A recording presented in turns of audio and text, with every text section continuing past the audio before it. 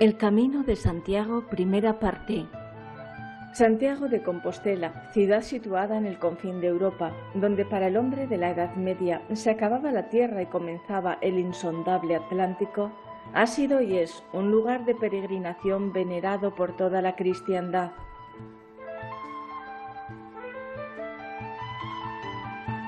Es un centro telúrico sin par, en donde confluyen viejas rutas que se han ido transitando por generaciones con idéntico poder magnético.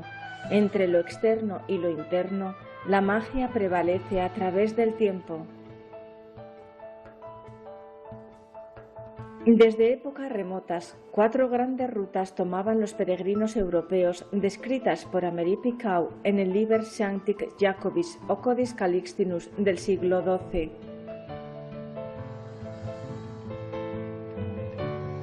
La primera vía era la tolosana, egiadana o de la Provenza. La segunda vía era la de Pendensis, para los que venían de la Alta Alemania, Suiza y la Borgoña. La tercera vía, limosina o lemovicensis, para los que llegaban del noroeste de Francia. Y la cuarta vía, la turonesis o el Camino de París.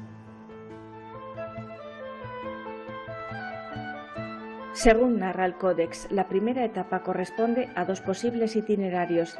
El peregrino puede elegir como punto de partida a Roncesvalles o a la localidad oscense de Somport. En el presente trabajo describiremos 6 etapas fundamentales de las 13 que completan el periplo del caminante. En el periodo de máximo esplendor, sobre los siglos XI y XII, hacían este trayecto entre 200 y 500.000 peregrinos anuales.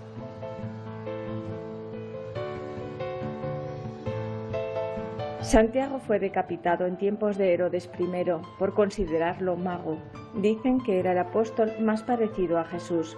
Disponía de grandes poderes, se enfrentó al mago negro Hermógenes en Judea y lo derrotó. Sus discípulos recogieron el cuerpo y un barco dirigido por un ángel lo llevó hasta Iria Flavia, la actual Galicia. Al desembarcar, el sarcófago se suspendió en los aires y se depositó en una piedra, que como cera adoptó la forma de una concha. Entre la fábula y la realidad, desde entonces la concha Pecten Jacobeus, consagrada a Venus, es el emblema de los peregrinos de Santiago, que la portan en sus jubones y en sus ropas. La concha es el matraz alquímico del esoterista.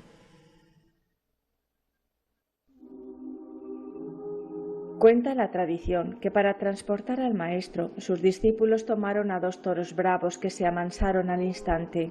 Por el camino se les apareció un dragón vomitando fuego, pero se liberaron de él haciendo el signo de la cruz.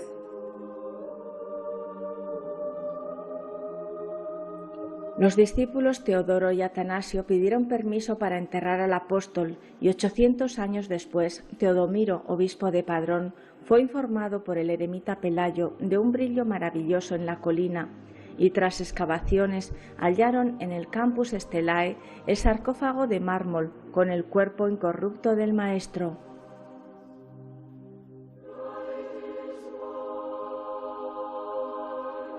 Tras el hallazgo se sucedieron milagros e inmediatamente el rey de Asturias, Alfonso II el Casto, hizo construir sobre la tumba una iglesia y un monasterio.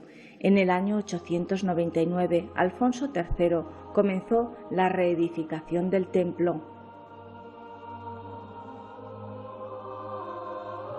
Almanzor destruyó poco después la ciudad, pero sobre los mismos cimientos, los obispos Pedro de Mozonzo y Diego de Peláez, hacia el año 1000, lo restauraron de nuevo.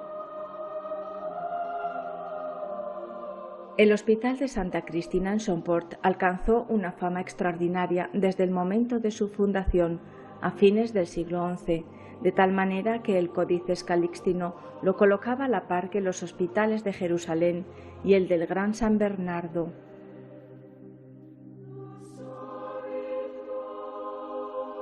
Unum tribus mundi, esto es, uno de los 3 hospitales del mundo.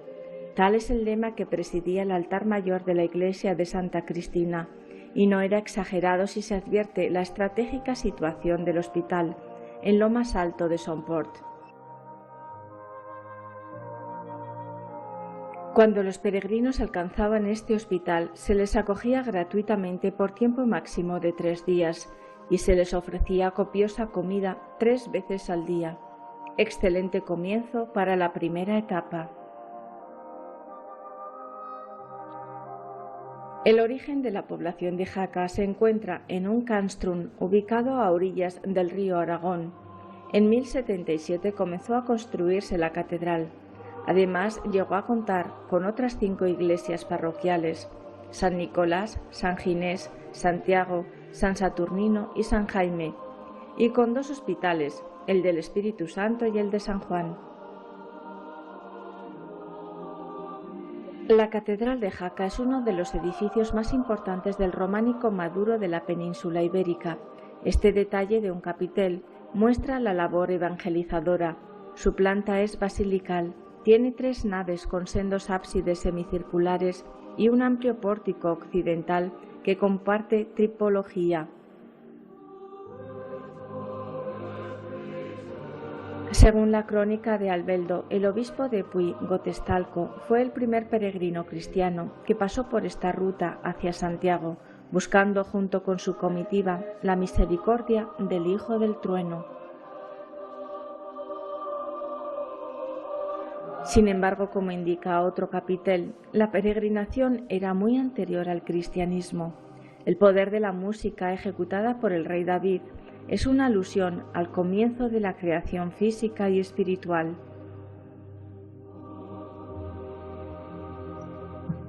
Las cátedras dejadas por los templarios a lo largo del camino recorren una sabiduría iniciática ancestral.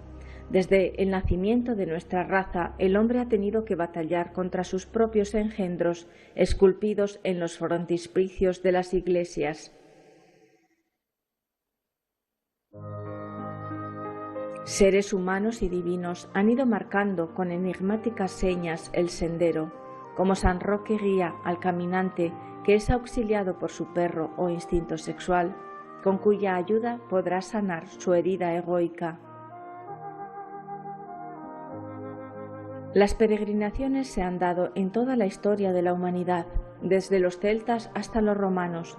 Los peregrinos han sido atraídos por los lugares sagrados, como Asia, Egipto, India, China, Grecia, etc. El Camino de Santiago fue hollado por los celtas y adoptado más tarde por la cristiandad. La creación del hombre interior que muestran los capiteles ha sido la prioridad máxima de los peregrinos iniciáticos. Sin embargo, los milagros, indulgencias y favores de toda índole se han ido plasmando independientemente de cada proceso espiritual. Ello es una muestra fehaciente de la capacidad transformadora como punto telúrico y centro mágico terrestre del Camino de Santiago. Los lugares sagrados son un excelente marco del sendero probatorio para el aspirante. El crismón muestra 8 margaritas de 10 pétalos, menos la de la P que tiene 11, sumando en total 81, es decir, el número 9. Con la ayuda del león, el hombre arrodillado domina a la serpiente, mientras el oso instintivo es doblegado por el otro león. La P es la Rho griega, más la O de omega y la S de sigma y la A de alfa forman la palabra rosa, que unida a la X que la atraviesa se leería Rosa Cruz. Ser Rosacruz implicaba estar asociado a una fraternidad esotérica que guardaba celosamente el modus operandi de su trabajo mediante el símbolo, para instruir a los que no profanarían jamás el secreto. Hombre y mujer estaban llamados a la misma tarea. Como el crismón, otros signos reiterados fueron sembrados por los hermanos constructores como cátedras para la conciencia a lo largo de todo el camino. Nos alejamos de Jaca para incursionar en las tierras de Roncesvalles, que constituyen el primer complejo hospitalario de atención a los peregrinos en su entrada a la península por el camino navarro, desde Francia por la vía que traía a los romeros de la parte más occidental del continente. El peregrino esotérico sabe que en el camino debe aprender a vivir bajo el imperio de la renunciación y de la muerte psicológica. Has de purificar tu corazón de todos sus vicios, ahora que estás a tiempo, para no morir de una muerte segunda. Los cruceiros así lo recuerdan. Al salir de Roncesvalles, tras pasar por la cruz de los peregrinos y la espada de Roldán, se desciende hasta Burguete, inmersos en la piedad de la madre naturaleza.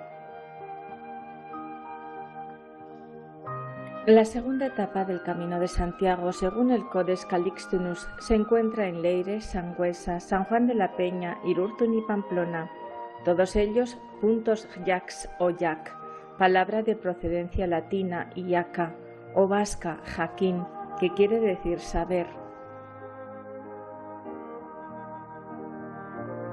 El monasterio de San Salvador de Leire, cuya existencia se encuentra documentada desde mediados del siglo IX, se ubica en la fortaleza natural que suponen las laderas de la Sierra de Errando y domina el valle que se abre al embalse de Yesa. En el pórtico está la figura del Cristo y 6 apóstoles con sendos libros cerrados. Esto indica, junto a los 4 elementos de la naturaleza, el león, el águila, el ángel y el toro, que ellos gobiernan la creación interna y externa. En la cripta del monasterio de San Salvador de Leire encontramos una de las obras más tempranas del arte románico en tierras navarras. Es un sobrecogedor centro iniciático que aún impone con su silenciosa ley. Leire, centro y corazón del reino de Sancho el Mayor, es un nombre de procedencia irlandés. Aquí trabajó la orden de San Columbano, cuyas decoraciones son irlandesas de origen druida. Sus monjes fueron anacoretas que vivieron en grutas en el siglo IX. El castillo de Javier es el lugar de nacimiento de San Francisco Javier. Desde la cima se observa a la Sierra de Leire, a cuyas faldas vimos el monasterio. Antiguamente, las familias del pueblo acogían a los peregrinos en sus casas. A 8 kilómetros del castillo se divisan los campanarios de Sangüesa.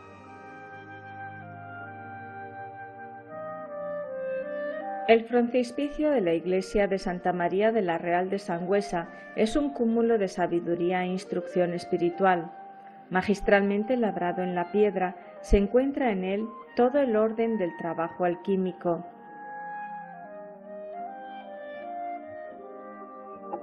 El Cristo está rodeado de los 4 trompeteros apocalípticos, indicando la exclusión de las almas que no consiguieron la vestidura para la boda real, y bendiciendo a aquellas que sí lo lograron. Hombres y mujeres, clérigos y laicos se presentan ante el veredicto divino. La balanza de la justicia cósmica es implacable. Sobre el cocodrilo de las pasiones se les muestra a los perdidos sus creaciones egoicas y su propia desnudez. Bajo el Cristo, la Madre Divina, rodeada de los apóstoles, muestra al niño de oro de la alquimia, en tanto que 3 pares de arcadas enmarcan al conjunto, símbolo de la constitución séptuple del hombre y de sus potencias ocultas. La Reina Madre, sumamente bella, indica que debemos acatar la ley de su Hijo, que mostrando los 3 dedos extendidos apunta hacia el trabajo de los 3 factores. Los apóstoles ostentan sus atributos peculiares. A los lados de la galería de columnas de la fachada del pórtico hay elementos alusivos al trabajo con el caduceo y la piedra filosofal.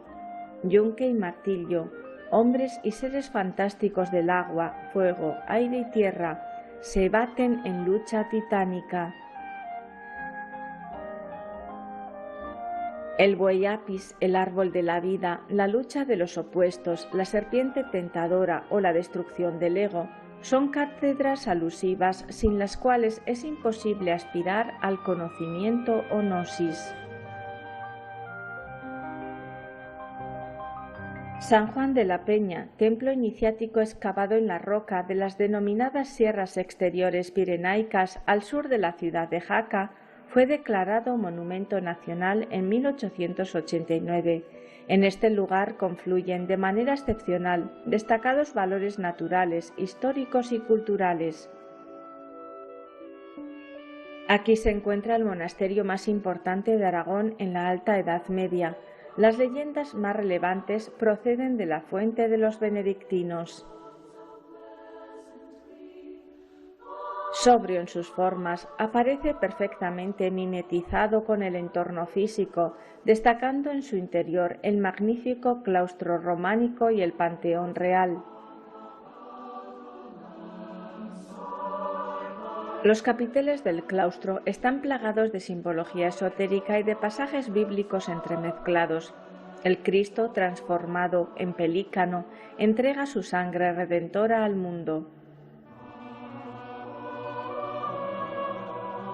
Materializándose en el pan y en el vino de la transustanciación, deja que Juan, el apóstol amado, recline en él su cabeza, sin desoír a su tarea instructora para con todos los demás. Plasmado queda el milagro de la resurrección de Lázaro delante de sus fieles hermanas Marta y María, para mostrar el poder del Hijo del Hombre. O también la curación de la mujer pecadora, que pide ayuda insistentemente y que con su actitud invita a confiar en la palabra del Verbo para ser sanados por medio de la fe consciente. Pero sobre todo está indicado a lo largo del claustro la llamada divina al hombre para que construya su propio templo, tarea ineludible para todo aquel que aspire al reino de la luz. Será entonces cuando el Cristo íntimo podrá entrar en la Jerusalén celestial, vitoreado por laureles y alfombrado con ricos mantos para sus pies. A principios del siglo XI fue enterrado en este monasterio el primer rey de Aragón, Ramiro I. A la entrada del Panteón Real, los capiteles muestran la esperanza de la resurrección. Todo el panteón está decorado con arcos de medio punto en los nichos superiores, por lo que es llamado el ajedrezado Jacques, por su similitud con un ajedrez y porque el origen de este tipo de decoración está en la zona de Jaca. Las dos cumbres de dos hermanas en Irurzun vigilan la llegada a Pamplona. Ellas fueron testigos de los ataques de normandos o de árabes en épocas de guerras y de conquistas del medievo, que no lograron eclipsar la espiritualidad perenne. Los parajes de Irurzun son un descanso para la vista. Esta pequeña aldea de localización estratégica formó parte del cinturón defensivo de Navarra en tiempos más tempestuosos. Los cronistas pintan esta desdichada época con los colores más sombríos, y sin embargo los monumentos, fieles y sinceros testimonios de aquellos tiempos nebulosos, no evidencian la menor huella de semejantes azotes.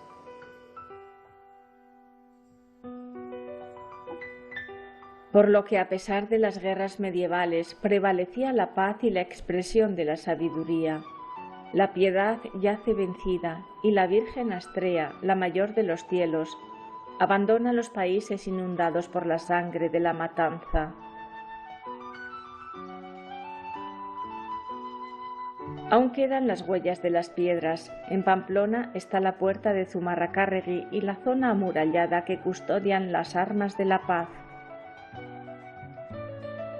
La Catedral de Pamplona tiene un claustro gótico que sirvió de modelo para la Catedral de Burgos, iniciada a finales del siglo XIII. Fue terminada en 1419. La cabecera es la parte más destacada del edificio. Dice Fulcanelli que todos los edificios góticos, sin excepción, reflejan una serenidad, una expansividad y una nobleza sin igual. Estos artistas de la Edad Media no conocieron en absoluto el espectáculo deprimente de las miserias humanas.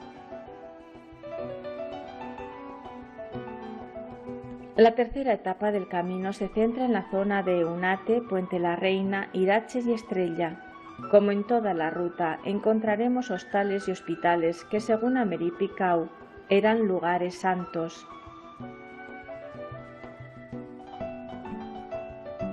El peregrino siente, junto con el peso del camino, las palabras de esperanza. No te canses, siempre hay recompensa en lo que se hace por amor, pero amor consciente. Todo peregrino podía elegir entre aceptar la caridad del particular de los vecinos, pagar un hospital o alojarse gratuitamente en los hostales aceptando sus reglas, 2 días para sanos y 5 para los enfermos. La iglesia de Santa María de Eunate es una joyita dejada por los templarios en el punto céntrico de la conexión mágica. Está situada a las afueras de Muruzábal, Navarra.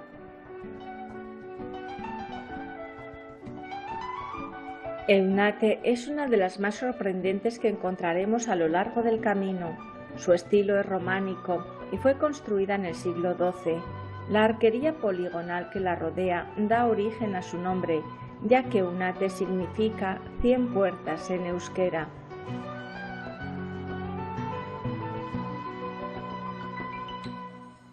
A través de la historia iniciática, los aspirantes emprendían un viaje más simbólico que físico hacia el Santiago interior. Los maestros bien sabían que todo camino comienza desde el oriente hacia el poniente. Ellos, los hermanos del deber, los constructores metafísicos, buscaban la muerte psicológica. Ellos, y solo ellos, cultivaban el secreto entre las logias y lo difundían con su arte en la piedra labrada. Al igual que la ciencia, el arte no sería capaz de revelar su genio en un ambiente de sociedades en desorden. Todas las manifestaciones elevadas del pensamiento humano están en él. Puente la Reina Gares, el bello puente románico de 6 ojos, fue construido sobre el río Arga por la reina Doña Mayor para servicio de los peregrinos.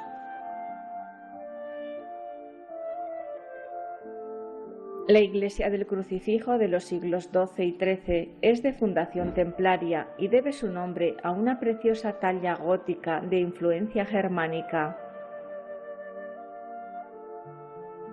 Aledaño, en el convento de reparadores, se encuentra el albergue de los peregrinos.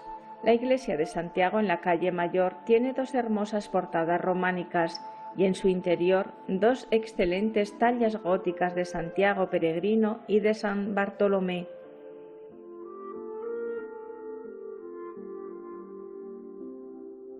La de San Pedro guarda una imagen gótica de la Virgen del Puy, más conocida como la Virgen del Chori, por una leyenda que afirma que cuando esta imagen se hallaba en la capilla, que hasta 1834 existió en medio del puente, un pajarillo, o chori en euskera, limpiaba todos los días la cara de la Virgen con el agua del río que recogía en sus alas.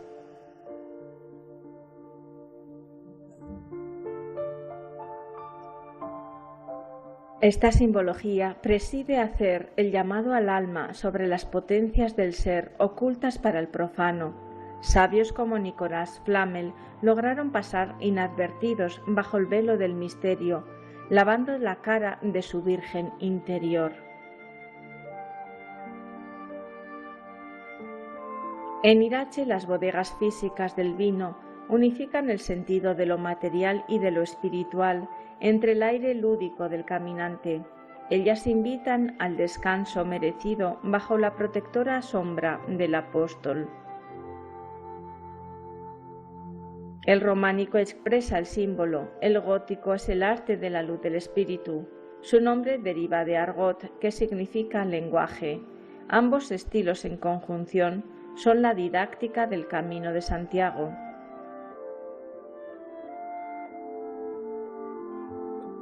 Las fantásticas alegorías en las gárgolas de las torres son instrucción directa y realista de la realidad de nuestra torre o cerebro que debe sucumbir, padecer y morir para dar paso al Redentor. En Estella, la fachada gótica de la iglesia del Santo Sepulcro data de 1328. En ella lucen lateralmente al pórtico las 12 partes del ser, como apostolario sagrado.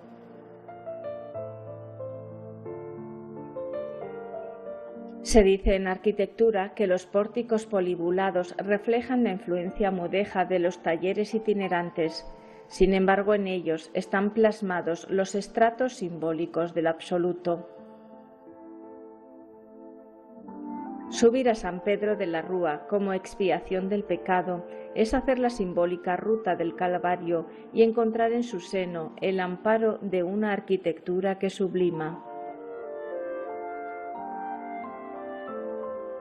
El Palacio Real de Estella es la única expresión en Navarra de la arquitectura románica civil. Actualmente está albergando al Museo de Maeztu. Nos adentramos en la cuarta etapa del camino. Saliendo de Estella, visitaremos Logroño, Nájera y el monasterio de Yuso en San Millán de la Cogolla. Logroño forma parte de la ruta jacobea en tierras de La Rioja. Llega desde Navarra por el camino viejo de Viana. En la calle Rúa Vieja se sitúa el albergue de los peregrinos. Junto a la fuente del peregrino se encuentra un gigantesco mosaico en forma de juego de la oca con motivos jacobeos, desde donde se contempla el puente del Ebro. En la calle Barrio Cepo se topa el peregrino con los últimos restos de la antigua muralla que protegían a la ciudad y la Puerta Rebellín, única entrada original que se conserva. El río Najerilla se desliza suavemente llevando entre sus aguas el candor y el embeleso de los hombres que lo buscaron para saciar su sed espiritual. Él también contribuyó a ser medio de comunicación literario y artístico. Nuestra Señora la Real de Nájera es una muestra del saber de los hermanos constructores. Aunque ellos pudieran pasar desapercibidos, transitaban el camino iniciático construyendo su propia catedral interior. El pórtico románico de una sola arcada en el muro de la fachada entrona la figura de la Virgen Madre con el Niño.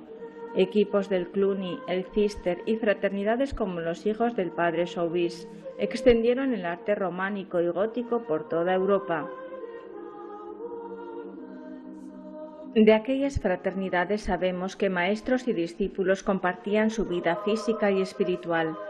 Cada una era escuela iniciática y filosófica, protegiéndose en el anonimato de los fanatismos medievales. Los hijos de Salomón o los hijos del maestro Jacques fueron enterrados en los panteones a lo largo del camino como tributo a su arduo trabajo. Hubo filósofos medievales como Gerson, que supo someter la razón sin humillarla, cultivar los corazones sin ofender a los espíritus, imitar en fin al Dios que hace que se crea en él amándolo. En las fiestas tradicionales de Nájera se mezclan las costumbres paganas con la religión ortodoxa. La danza de zancos es una invocación solar para propiciar su energía como mediadora del Espíritu Santo. El monasterio de Yuso en San Millán de la Cogolla, como otros de su tiempo, fue un reducto conservador de textos filosóficos, revelando el pensamiento medieval como esencia científica. Entre el augusto silencio de los parajes medievales, abades, obispos, médicos, hombres célebres de toda Europa, como Tomás de Aquino, Armando de Villanova, Artefio, Bacon, Filaleteo, etc., practicaron el esoterismo puro. Según el maestro Samael, la Edad Media logró una gran cosecha de hombres solares. En cierto modo, todos ellos estaban unidos al camino de Santiago, ya fuera física o espiritualmente. Esta pléyade de hombres auténticos lograron pasar por las ascuas del ave fénix adorando al I-A-O alquímico y laborando en los tres factores de la revolución de la conciencia: muerte, nacimiento y sacrificio desinteresado por la humanidad. Ordalías iniciáticas se propagaron en el más riguroso secreto. De entre todas las ramas del saber, ninguna fue tan ardorosa como la alquimia. Los iniciados medievales propagaron sus bondades ampliamente. En las criptas se llevaron a cabo las iniciaciones y los bautismos, y fueron estudiados los textos sagrados en su parte esotérica trascendental. Con su arte tradujeron simbólicamente las verdades recibidas de la antigüedad. Las vidrieras también efectuaron un trabajo excepcional. Algunas fueron creadas expresamente para la catedral. Ellas muestran el arte de la luz, la dispersión de la energía ódica y el movimiento tádrico. La cristalización de tales potencias plasmadas en las vidrieras resultaban asombrosas para el profano, pero muy ilustrativas para el caminante esotérico sabedor de la gnosis. Cada matiz, cada policromo cristal en las figuras o motivos lumínicos no era realizado al azar, sino que reflejaban la misma tierra filosofal del adepto y sus chakras tetradimensionales.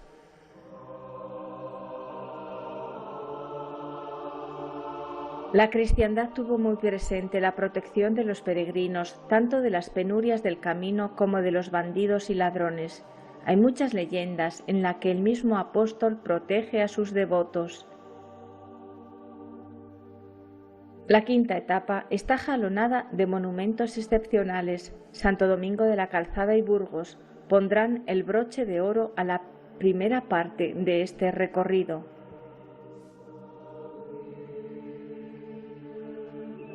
En estos lugares seguimos caminando buscando las obras artísticas y literarias de la Edad Media que se apoyan en un pensamiento superior, verdadero y concreto, piedra angular de una ciencia inmutable, base indestructible de la religión.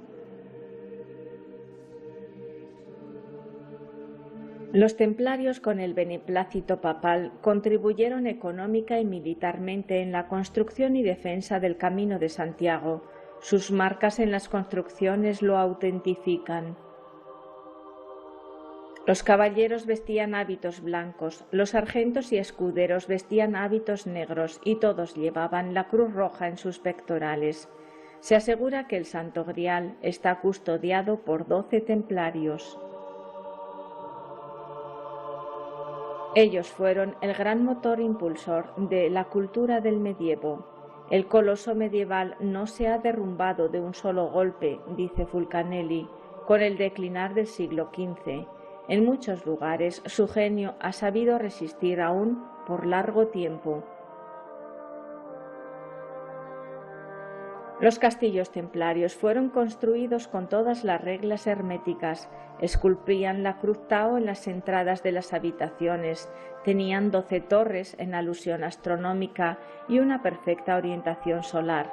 La triple muralla que solía rodearlos aludía a la ley del 3. Según un dicho popular, Santo Domingo de la Calzada es el lugar donde cantó la gallina después de asada. La ciudad de Santo Domingo de la Calzada está situada en el extremo occidental de la comunidad de La Rioja, a 45 kilómetros de Logroño. Se dice que corría el siglo XI cuando un ermitaño de nombre Domingo, que habitaba en el corazón del bosque, construyó un puente e hizo una calzada segura para los peregrinos, levantó un hospital y un templo para la ruta jacobea. Domingo tenía un gran carisma y era amado por sus contemporáneos, de modo que la monarquía y la gente sencilla lo apoyaban. Vivió entre el año 1019 y 1109, ejerciendo de médico, cocinero, albañil, arquitecto y auxiliador de los necesitados. Burgos y León son dos ciudades legendarias. En el año 1218, el obispo Mauricio edificó en ambas urbes sendas catedrales. Los maestros constructores dejaron en ellas peculiares y precisas señas herméticas. Dice Fulcanelli, estos refugios del esoterismo antiguo, esos asilos de la ciencia tradicional, son hoy rarísimos. Sin tener en cuenta su destino ni su utilidad, los clasificamos en la iconografía hermética entre los guardianes artísticos de las más elevadas verdades espirituales. Por otra parte, Jung añade, en la alquimia medieval tenemos el lazo de unión largamente buscado entre la gnosis y los procesos de lo inconsciente colectivo que observamos en los hombres de hoy día. Burgos cuenta con más de 500 monumentos románicos o restos catalogados, lo que supone una de las mayores colecciones del arte medieval de toda Europa. El románico burgalés es rico y variado. Burgos es, para los expertos en el arte medieval, una de las provincias españolas más importantes desde el punto de vista tanto arquitectónico como escultórico. El Camino de Santiago atraviesa la provincia de este a oeste.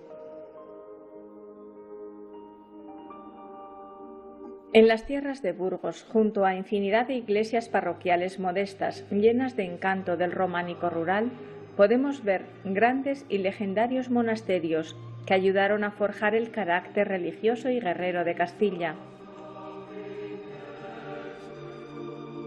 El monasterio de Santo Domingo de Silos tiene el claustro más hermoso del mundo, tanto por su estructura de 2 pisos superpuestos con arquerías como por la alta calidad y simbolismo de sus esculturas. Estos templos románicos se extendieron por toda la geografía de Burgos, siendo especialmente abundantes en las comarcas de la Bureba, Valle de Mena, las Merindades, Sedano o la Sierra de la Demanda. La propia capital de Burgos, por la influencia de la catedral gótica, forzó a la sustitución de los numerosos templos románicos, incluyendo la catedral románica, por un tejido de arquitectura gótica. Muchas de las iglesias del románico de Burgos conservan espléndidas portadas, bellas galerías porticadas o altas torres con ventanales. No hay que olvidar la excelente colección de pilas bautismales. Su escultura puede ser ruda o delicada, pero en cualquier caso cautivará al visitante. La planta más habitual del templo es de una sola nave rectangular, unida a cabecera con tramo recto y ábside semicircular, aunque hay algunos templos que tuvieron 3 naves. Los artistas y filósofos que elaboraron estas obras quisieron transmitir a la posteridad la exposición de su doctrina. Se guardaron de divulgar el arte presentándolo bajo una forma común, a fin de que el profano no pudiera hacer mal uso de él. Las cubiertas, torres o espadañas, las cúpulas sobre los cruceros, acariciando a las ventanas y a los óculos en una iluminación relajante, transportan al peregrino a la edad de los filósofos. Porque su huella dignificante es tan cierta que por más que se busque y se interrogue la estatuaria ojival, jamás se descubrirá una figura de Cristo cuya expresión revele un sufrimiento real. Las galerías porticadas o los claustros y salas capitulares de la vida monacal, cuidados con esmero, son un reflejo de la alta espiritualidad lograda en aquel tiempo. La escultura románica es noble, de alta calidad y llena de vida. Los sabios constructores supieron dejarla iluminar por un sol siempre cambiante, que se hace notar en los tránsitos equinocciales. El crucificado como el astrosol extiende sus brazos hacia los puntos cardinales. En su adorable ternura es auxiliado por las diferentes partes del ser. Todo el proceso del camino se verifica en los pasos del Cristo. Tan solo a la muerte pertenece el porvenir. Porque la vida pertenece a los que se dan muerte a sí mismos, los que anhelan el cambio radical, los que se postran ante el Cordero, uniendo su voluntad a la ley, los que se someten al juicio de los maestros y les obedecen.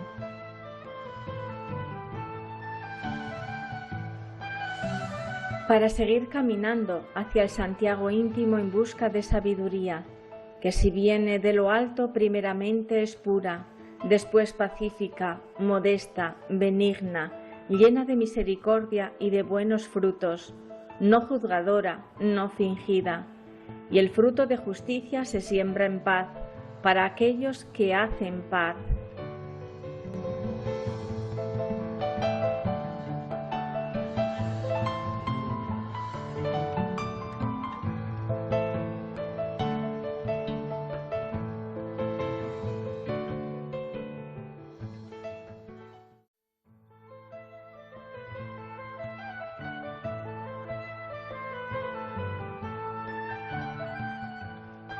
El camino esotérico de Santiago, segunda parte.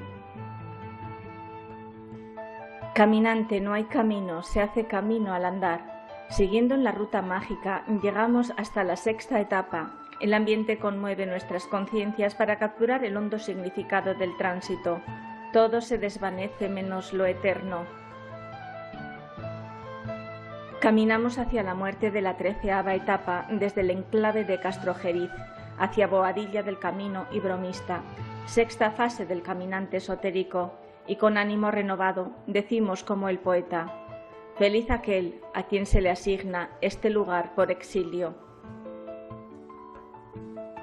El pajarillo del Espíritu Santo inspira al erudito.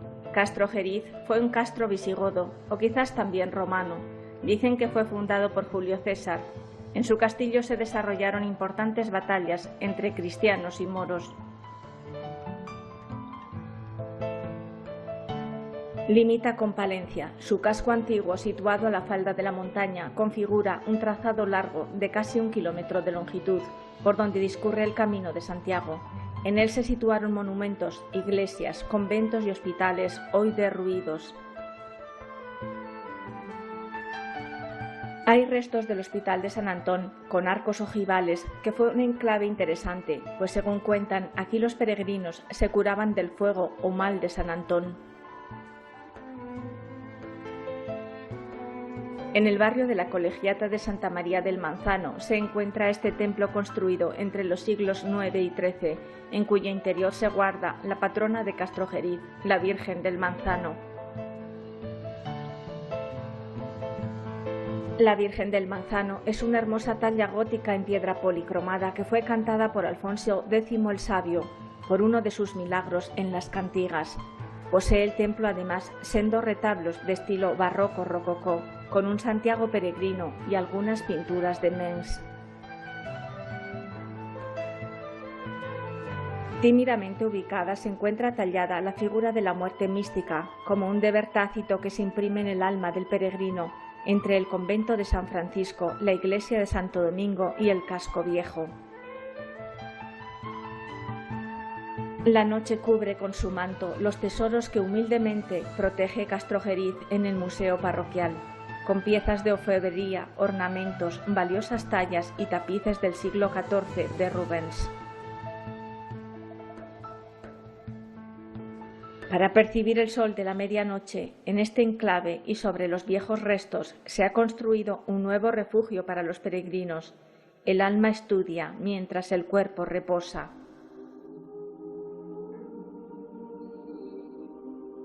Decimos adiós al pueblo siguiendo el itinerario longitudinal de la calle Real. Adiós a la iglesia fortaleza gótica de San Juan Bautista del siglo XIV con su espléndido claustro gótico y artesonado mudéjar. Adiós también al monasterio de Santa Clara, fundado por el rey sabio. Porque Boadilla del Camino nos espera. Allí también se adivina, a través del lenguaje alegórico y la abundancia de una nomenclatura inequívoca, ese relámpago de la verdad, esa convicción profunda, nacida de hechos ciertos.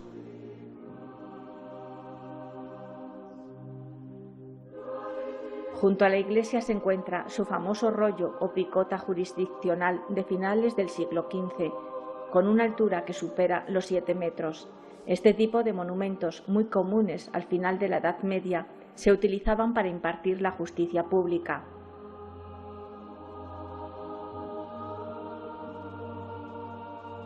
En la iglesia se conserva el tesoro de la pila bautismal. Él nos recuerda por sus símbolos que el bautismo debe ser consciente, producto de la transmutación sexual y signo contundente de la corriente centrípeta de las energías crísticas.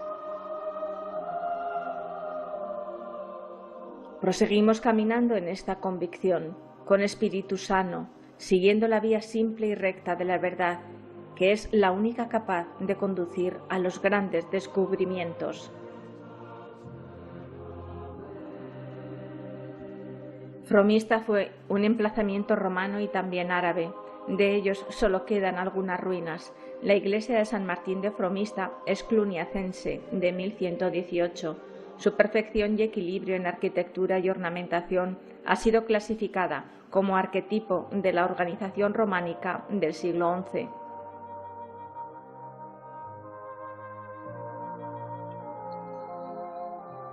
Proporción y equilibrio son las mismas cualidades que se aprecian en el interior. Las líneas horizontales de sus naves y el impulso vertical de los ábsides y de las torres del hastial y del crucero logran un efecto inusual. El sentido de los libros sagrados, así como de las cátedras dejadas en la piedra, no es en absoluto literal. Resulta indispensable para saber dar con su espíritu por la interpretación cabalística. El crucero está alineado con el resto de la iglesia y destaca por la torre octogonal levantada en la intersección entre este y la nave principal. El número 8 en cábala significa pruebas y dolores. Hay que tener gran paciencia para superarlas.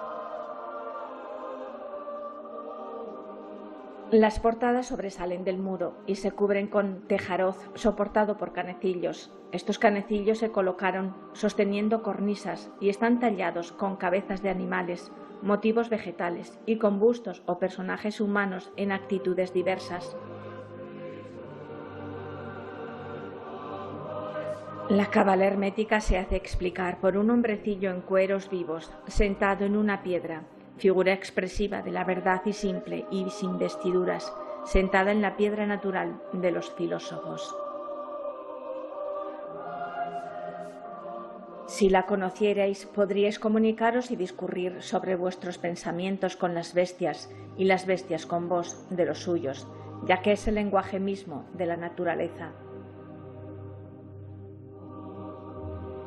La iglesia gótica de San Pedro, de portada renacentista, la iglesia de Santa María del Castillo, situada en la parte más elevada de la villa, de estilo ojival tardío, o la ermita del Otero, con su Virgen Santa, bendicen al peregrino. En la séptima etapa visitaremos Villalcázar de Sirga, Carrión de los Condes y Sahagún. Pidamos a Santiago que custodie nuestro templo interior, que nos libre de los forajidos internos y que nos ayude a desarraigarnos de nuestra roca abyecta. En Villalcázar de Sirga está la iglesia de Santa María, que atesora grandes obras de arte. Esta localidad fue encomienda de los templarios en el siglo XIV y el amparo de la Orden Militar de Santiago. Elegancia, refinamiento y elevado sentido estético marcan las obras artísticas reservadas a los iniciados, que es indispensable para comprenderlos bien, tener la clave secreta. En lo que hay que trabajar primero es en descubrir esa clave. La gnosis nos da esa clave, pero el común general de la sociedad la rechaza. Son tesoros los misterios para el filósofo. Como dijera el Cristo Jesús, la luz llegó a las tinieblas y las tinieblas la rechazaron. Testigos mudos quedan hoy los hospitales y emplazamientos místicos del arte regio y divino. Jamás aprenderán esta ciencia sublime a través de los libros, ya que no puede aprenderse más que por la revelación divina. El camino es un libro sellado que solo el ser puede explicar. Padre mío, callando tú los libros sellados no encienden el corazón. Enseñan letras, mas tú abres el sentido. Dicen misterios, mas tú aclaras el entendimiento. Pronuncian mandamientos, mas tú ayudas a cumplirlos. Muestran el camino, mas tú das el esfuerzo para andarlo.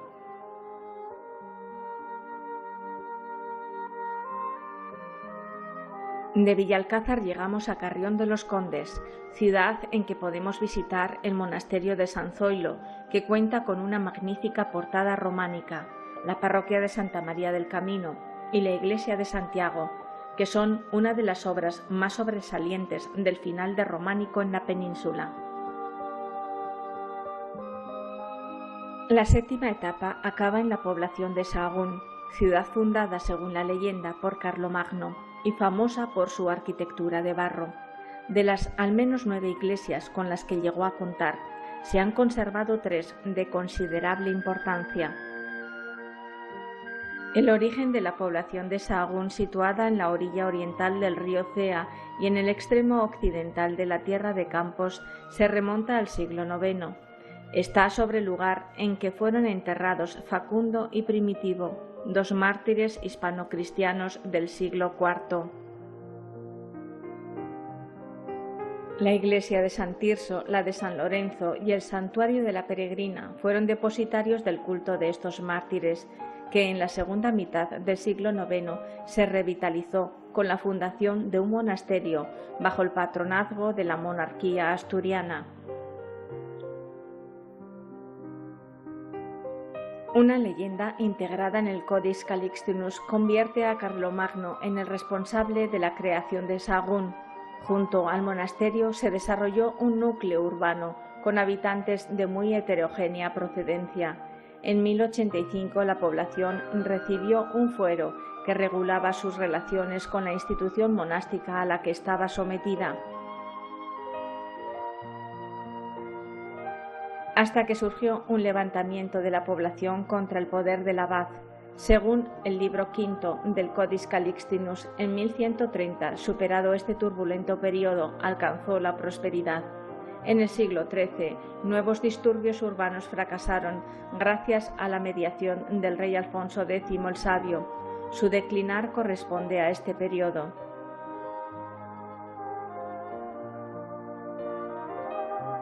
Amanece la octava etapa, que pasa por Sandoval, San Miguel de Escalanda y Mansillas de las Mulas, para alcanzar la hermosa León, cuna de alquimistas y filósofos mutantes del ser.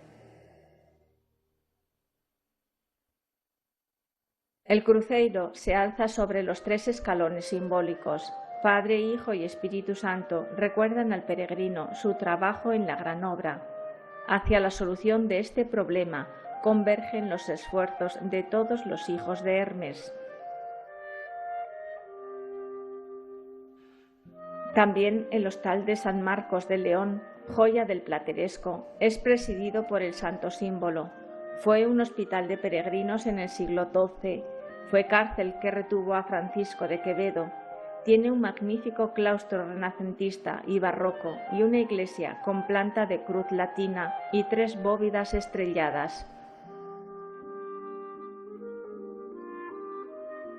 La ciudad de León fue capital del reino astur-leonés durante los siglos X, XI y XII, antes de la definitiva fusión con el reino de Castilla. Nos hablan las crónicas del paso de Almanzor por estas tierras a finales del primer milenio, devastando la ciudad y destruyendo sus templos.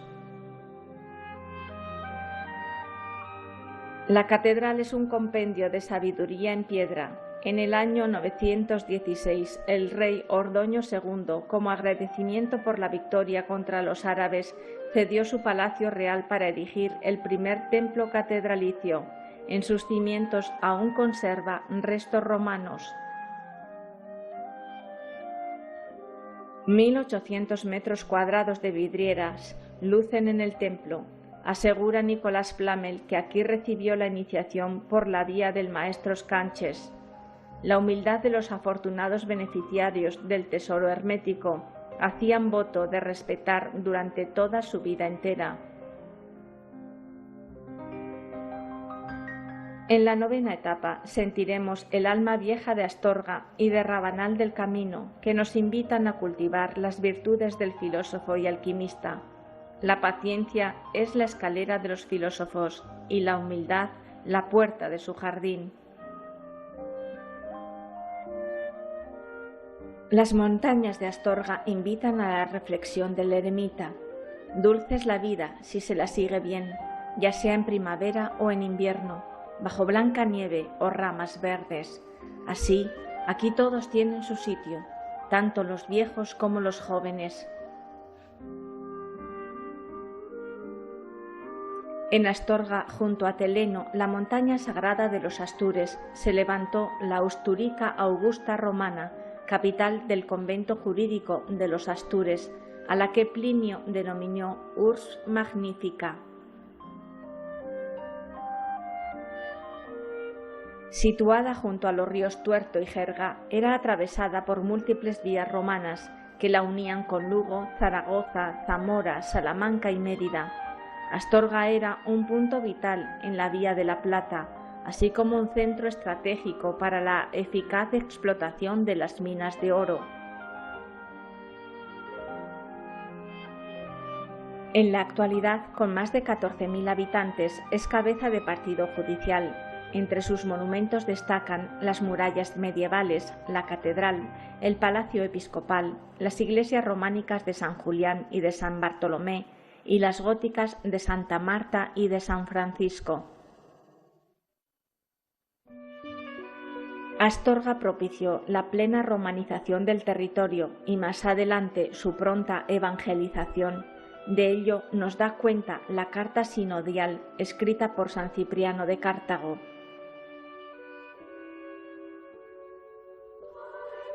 Asimismo, un sarcófago paleocristiano del siglo IV, procedente de Astorga, se utilizó en la catedral como sepulcro de Alfonso III hasta 1869. Alfonso I de Asturias reconquistó Astorga a los musulmanes en la fecha temprana, aunque la conquista definitiva no tuvo lugar hasta el reinado de Alfonso III. Sin embargo, su importancia en la antigua red de comunicaciones y su situación próxima a Santiago de Compostela propiciaron que Astorga se convirtiera en un hito indispensable en la ruta jacobea desde los inicios de las peregrinaciones. Pasearse por Astorga es sumirse en el tiempo de un espacio libre y risueño en la presencia del siempre presente. Enfría, Señor, mi boca. Señor, reduce mi brasa. Dame, como te lo pido, concordia de cuerpo y de alma. La Catedral de Astorga tiene desde tiempo inmemorial el título de Santa Apostólica Iglesia Catedral. La catedral actual, gótica, Inició su construcción el 16 de agosto de 1741 en el mismo solar, dentro del recinto amurallado donde le precedieron otras catedrales románicas de los siglos XI y XIII. Mantiene el último esquema del gótico español en el ábside, en las tres naves de clara influencia germánica, en las ojivas, en los arbotantes y en las bóvedas de bellísima y variada crucería. Es una síntesis de bellas artes en un programa teológico mariano, cristológico y eclesial. En el interior sobresalen obras maestras como la imagen de la Majestad, Virgen bizantino-románica de principios del siglo XII. Sobre todo, el retablo mayor es la cumbre del Renacimiento minierista español. La iglesia parroquial de orígenes templarios y la ermita de San José, del siglo XVIII, en Rabanal del Camino, nos ofrecen mano con mano y brazos abiertos en la calidez del lugar para sentir nuestro hogar allá donde se encuentre nuestro corazón. En esta población leonesa concluye la novena etapa recomendada por Améry Picau. Al comienzo de la calle que siguiendo el camino atraviesa la localidad, se encontraba el Hospital de los Peregrinos, en donde hoy se halla una sencilla casa.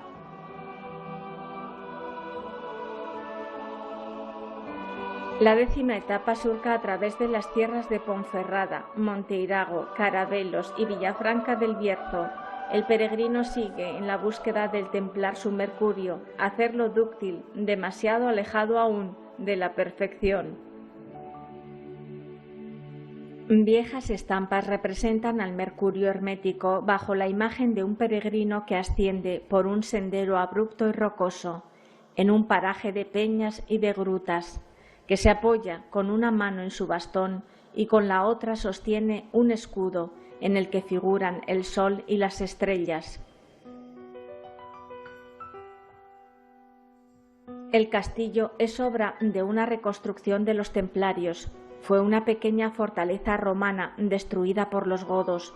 Tras la disolución de la orden en 1312, pasó por las manos de la Corona de León y de otros nobles. En 1924 fue declarado monumento histórico artístico. Ponferrada tuvo gran importancia estratégica desde tiempos antiguos, pero fue a partir del siglo IX cuando destacó por el descubrimiento de la tumba del apóstol Santiago, que convirtió a Compostela en un centro de peregrinación cuyo valor perdura hasta hoy.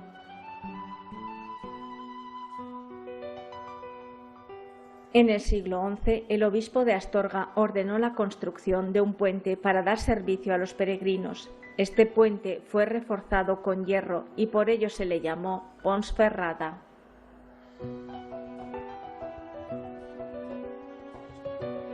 Después de una rápida expansión, el poblado, donado a la Orden del Temple en 1178, fue creciendo en torno al pueblo. Los monjes de la orden fortalecieron el puente y la muralla con cal y canto. En 1282 ya estaba en condiciones de proteger el paso de los peregrinos. Monteirago, Cruz del Ferro, brota entre la naturaleza como una flor, una planta exótica o un árbol frondoso. Fue una importante villa repoblada por el arzobispo compostelano Gelmírez en 1108, en cuanto que era un señorío de la Mitra compostelana. Hay una ermita dedicada a San Lázaro y otra a San Roque. En la iglesia parroquial de Nuestra Señora de la Plaza, en el siglo XVI, se conserva el ábside románico del siglo XII y una talla en piedra de la Virgen del siglo XIII.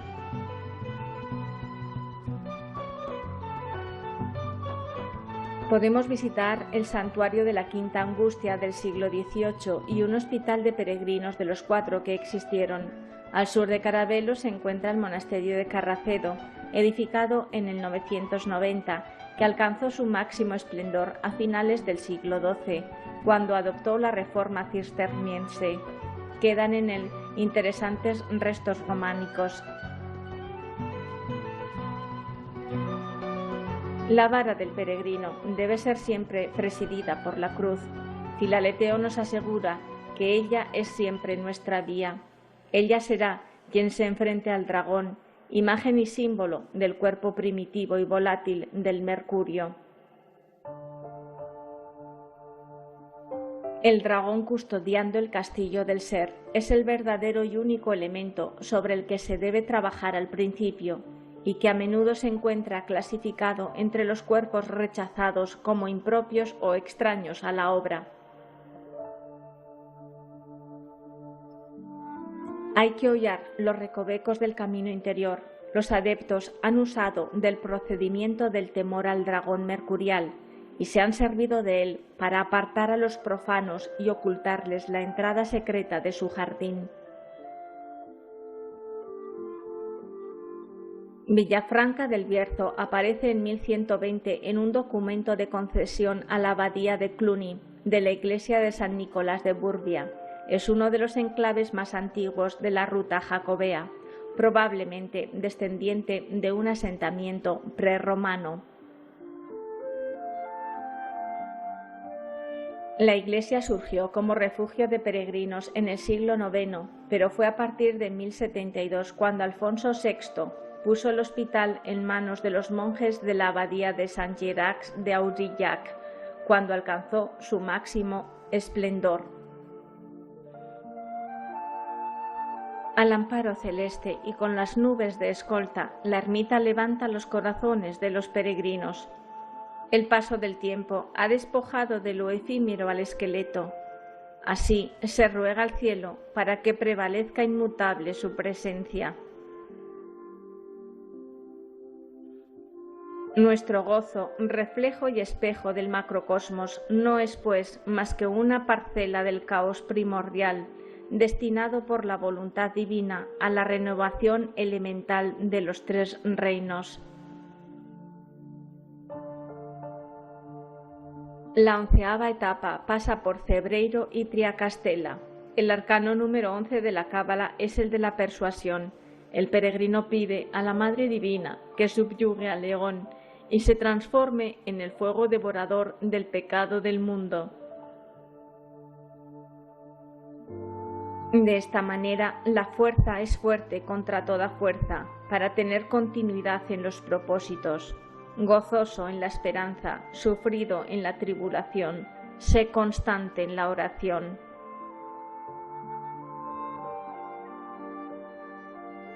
Igual que nuestra piedra debe rotar de transformación en transformación, el caminante persuadido del valor precioso del objeto de su búsqueda, con el esfuerzo hacia adentro y hacia arriba, prosigue. Y son muchas las señales que guían al peregrino. La más importante llegan desde adentro y lo impulsan hacia la meta, una meta de cruz y de amor, que trasciende todos los engañosos fenómenos. El alquimista y peregrino sabe que hay que seguir siempre a la naturaleza, porque la naturaleza no actúa más que en la especie que le es propia, no se desarrolla ni se perfecciona sino en sí misma y por ella misma. Llegando al santuario de Cebreiro se comienzan a ver las pallozas, que son viviendas elípticas de origen celta. Ellas, como núcleo materno, se mezclan con el paisaje e invitan a la contemplación. Sin ese fuego escondido bajo una forma salina, la materia preparada no podría ser forzada ni cumplir sus funciones de madre. Toda generación requiere la ayuda de un agente propio, en el reino en que la naturaleza lo ha colocado. La alquimia, madre sabia, esconde sus secretos para el indigno.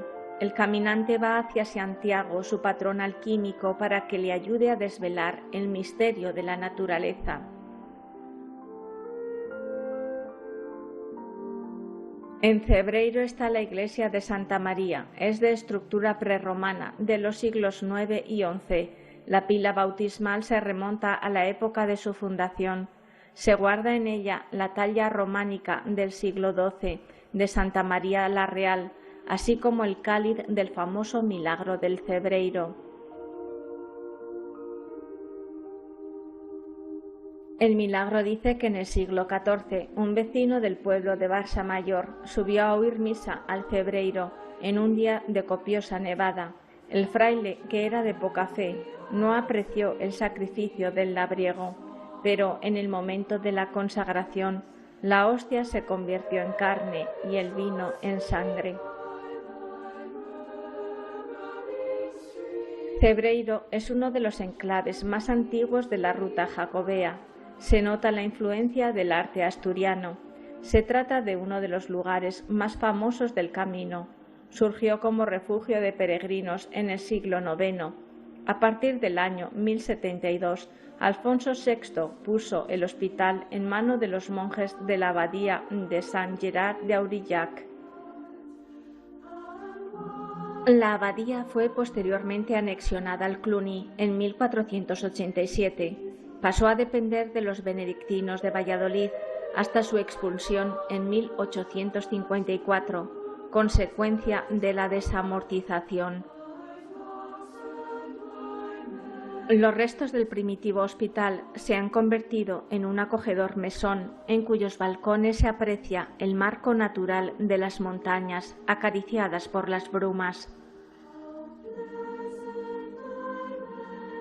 Los frutos silvestres del camino nos recuerdan que cada uno de los frutos espirituales es el resultado de una condensación progresiva del fuego solar por el fuego secreto.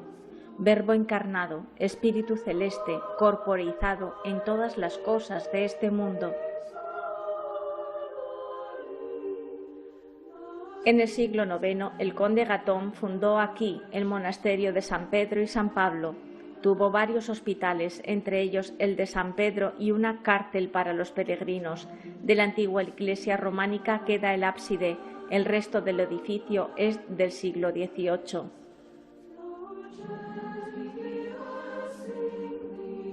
Durante el tiempo en que se estuvo construyendo la Catedral de Santiago, los peregrinos al pasar por Triacastela cogían un trozo de roca de cal y la llevaban hasta los hornos de Castañeda, donde se extraía la cal que luego se utilizaba para construir la catedral.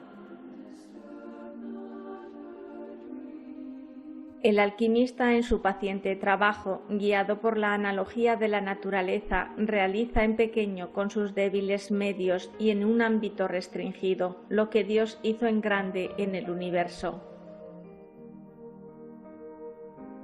En Triacastela termina la 11ª jornada del camino. A cada día bástale su afán, cada paso, cada reflexión es alimento para la conciencia que busca el regreso a su hogar con el compost en su zurrón. 4 enclaves más definen la penúltima etapa, todos ellos con un mensaje para la obra divina. El monasterio de Samos, Barbadelo, Portomarín y Palas del Rey. El adepto debe aportar a la gran obra lo mejor de sus cualidades si quiere llevarla a buen término. El monasterio de Samos se levanta a orillas del río Ouribio. Fue fundado en el siglo VI y aún está regido por monjes benedictinos.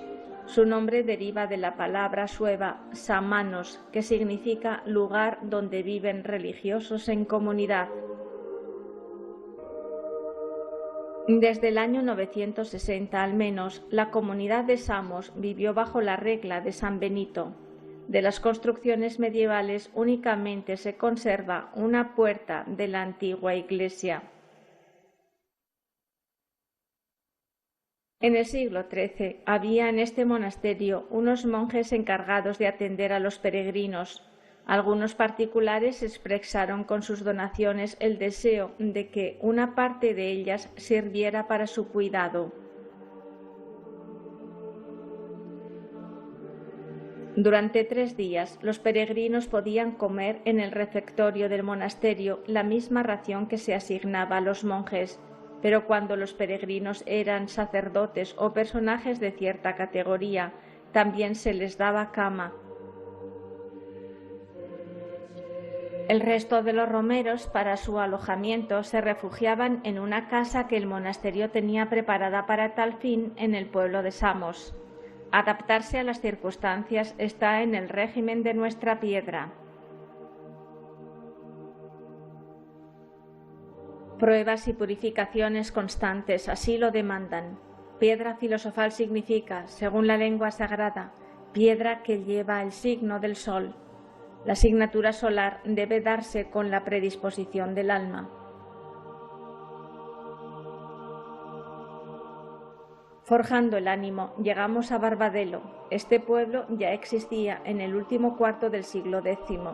La iglesia de Santiago y el monasterio dúplice contiguo fueron donados al de Samos. El Codex Calixtino alertaba a los peregrinos sobre los criados y hosteleros sin escrúpulos. La iglesia de Santiago conserva buena parte de la fábrica románica, pero no la casa prioral, que se levanta al sur del templo y funcionó ocasionalmente como refugio de peregrinos. El Camino de Santiago entra en Portomarín tras cruzar el río Miño por la escalinata de acceso a la capilla de Santiago, para luego dar con la fachada de la iglesia de San Xoán. Después el camino continúa hacia Palas.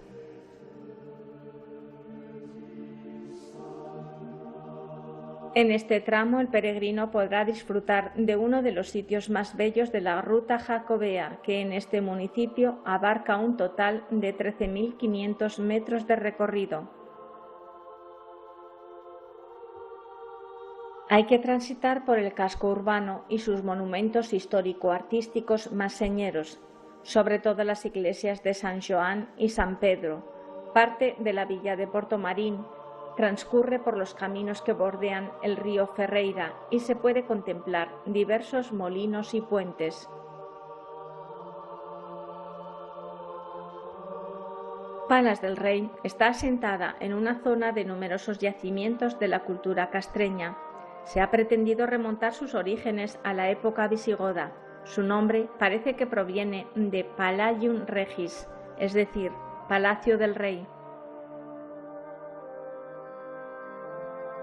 En el año 897, Alfonso III donó la iglesia de San Tirso a la Catedral de Lugo. La guía del peregrino cita a Palas del Rey como final de la 12ª etapa. La última etapa del Camino de Santiago va desde la Bacolla al Monte del Gozo y finalmente hasta los pies del apóstol Santiago, en donde el iniciado deposita el compost de la medicina universal, que se ha convertido en luz inextinguible.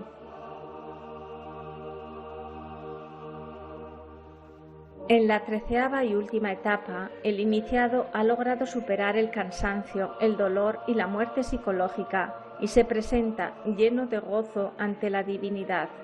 El gozo de la renunciación requiere de la aprobación del adeptado. Según el Codex Calixtinus, la Bacolla es una población ubicada a poco más de 10 kilómetros de Santiago de Compostela. Su nombre se debe al río Lavamentula.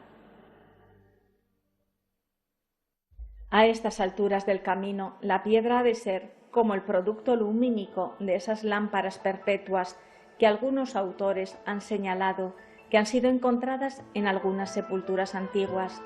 Así radiante y líquida es la piedra filosofal. Los peregrinos tenían la costumbre de asearse en esta población antes de ir al santuario del apóstol. En las afueras de la Bacolla se encuentra la denominada Cruz do Home Santo, cruceiro del siglo XIV, trasladado de las inmediaciones del monasterio de San Martín Pinario.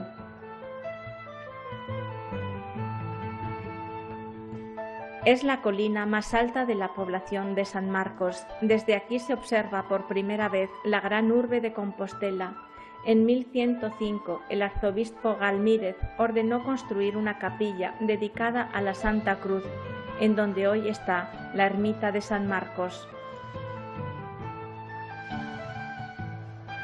Para lograr la piedra filosofal, lo que debe buscar el alquimista es el alma pura del espíritu crístico del fuego. Toda empresa que no tenga este espíritu por guía y esta materia por base, jamás conducirá a la meta propuesta. Tal vez estos consejos sean superfluos, dice Fulcanelli, porque reclaman para su puesta en práctica la aplicación de una voluntad obstinada, de la que son incapaces los mediocres.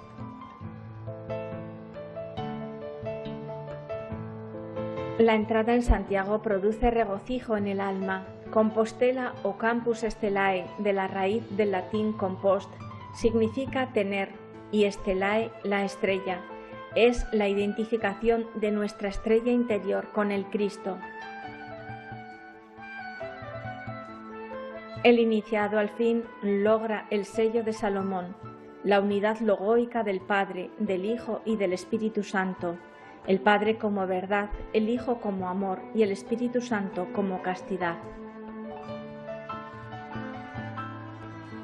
La entrada se producía antaño cantando el Te Deum y generalmente descalzos, y los que iban a caballo a pie. Santiago tiene 7 puertas y 3 plazas, alusión a la Jerusalén celestial.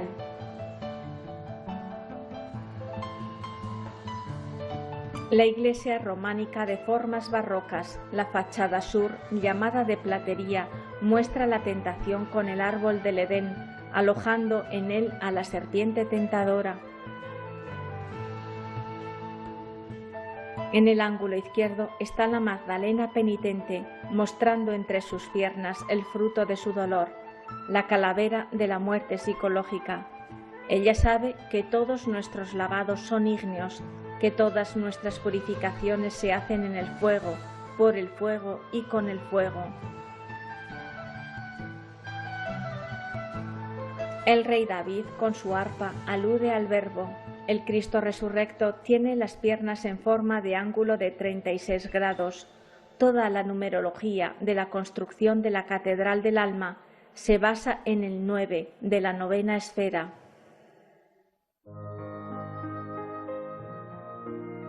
En la fachada norte o azabachería, el Cristo Rey, junto con los símbolos de los 4 elementos, preside el pórtico. A los lados y sobre él hay sendos alquimistas laborando. Abajo aparece el apostolario de las partes autónomas del ser.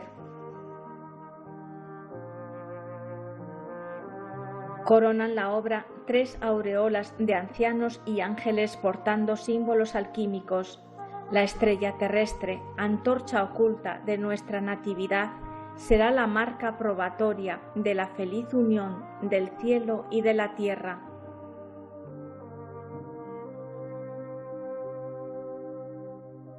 En la fachada este se encuentra la Puerta Santa, que solo es abierta a golpe de martillo cuando el 25 de julio cae en domingo.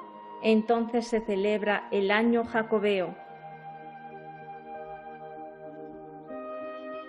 La fachada oeste, llamada de Obradoiro o de los Obreros, fue levantada por Casas y Novoa en el año 1738.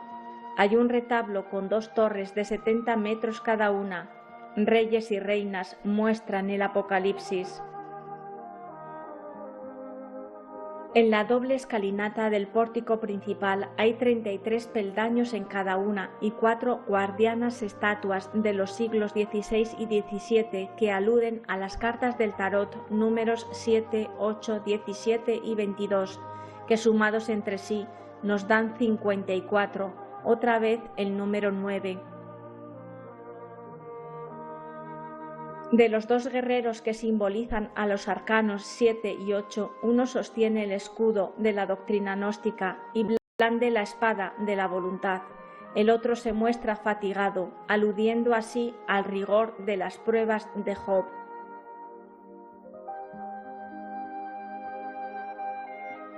De los reyes que simbolizan los arcanos 17 y 22, uno indica el poder de la estrella interior que nos ha guiado hasta la meta y el otro el regreso triunfal a la morada del Padre.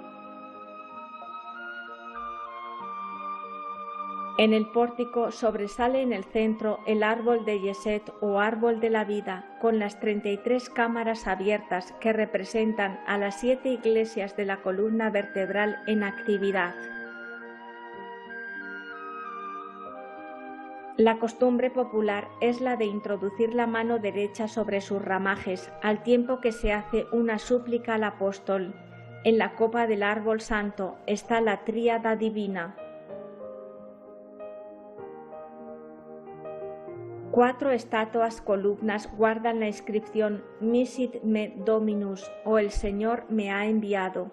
Santiago, patrón de la obra santa, nos instruye íntimamente en las ordalías sexuales. Él es el enviado del primer misterio.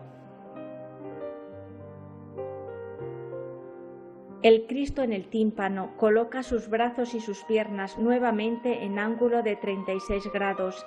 El vértice superior coincide con el centro del arco. La cruz señala a la derecha e izquierda a Santiago y al profeta Daniel, y el pentagrama coloca al Cristo en la cabeza y a Santiago en el sexo. El pan y el vino del sacrificio místico es el espíritu o el fuego de la materia, que por su unión producen la vida. Yo soy la vida, yo soy el pan vivo, he venido a prender fuego en las cosas. El pórtico además consta de 4 sectores de 18 columnas, 8 profetas a la izquierda y 8 apóstoles a la derecha, completando el número 9, cada una de ellas con el mismo Santiago. Otro grupo de 9 figuras muestran los elementos del martirio, como la columna del flagelo, la corona o la misma cruz. Sobre ellos se muestran un coro de ángeles. En el arco están los 24 ancianos del Apocalipsis, con instrumentos musicales y alquímicos, indicando así que la alquimia es el arte de la música. El Cristo muestra sus llagas en brazos, piernas y costado. Está acompañado por los 4 evangelistas, mientras un ángel sostiene sobre su cabeza la corona de espinas, signo de voluntad consciente. Juan, el discípulo amado, parte autónoma del ser que representa al Verbo, es el patrón de los fabricantes del oro. Por su mediación, los metales vulgares, verdaderos y únicos agentes de la piedra, se cambian en metales filosóficos de oro puro. Los 9 ancianos que portan matraces alquímicos ocupan de izquierda a derecha los lugares 3, 4, 8, 15, 17, 18, 21 y 24, que sumados entre sí nos da 126. De nuevo surge el numeral 9. La semicircunferencia es de 108 grados y si volvemos a contar a los ancianos en el orden que ocupan de modo inverso de derecha a izquierda, serían el 1, el 4, el 7, el 8, el 9, el 10, el 17, el 21 y el 22, que sumados nos dan 99, de nuevo el numeral 9. La basílica consta de 9 grandes naves, 3 de tipo principal y otras 3 en cada brazo del crucero. Están separadas por 63 columnas, 63 vidrieras, 9 torres, 9 capillas del ábside y 72 sitiales del coro. El maestro Mateo invirtió 20 años en este trabajo y, como buscando la bendición del apóstol, se autoesculpió en el parteluz central a espaldas del pórtico. La costumbre popular es de golpear la cabeza con la del maestro para que nos transmita su sabiduría. La urna del apóstol tiene gran número de piedras preciosas. La esclavina es de oro y de plata. Representan al brillante testimonio de una ciencia positiva concretada en la realidad sustancial de lo absoluto. La urna de plata contiene 18 estatuillas, además de las 4 virtudes: prudencia, justicia, fortaleza y templanza, condiciones indispensables y consejos juiciosos para los adeptos. El libro cerrado que muestra el apóstol es el jeroglifo de la materia de la obra, preparada y susceptible de manifestar el espíritu que la contiene. Los sabios han llamado a su materia liber. El libro, así llamado porque su textura cristalina y laminosa está formada por hojitas superpuestas como las páginas de un libro. El Cordero de Dios es el único que puede abrir los 7 sellos del libro apocalíptico. La meditación, el estudio y sobre todo una fe viva e inquebrantable atraerán por fin la bendición del cielo, y nada os será imposible.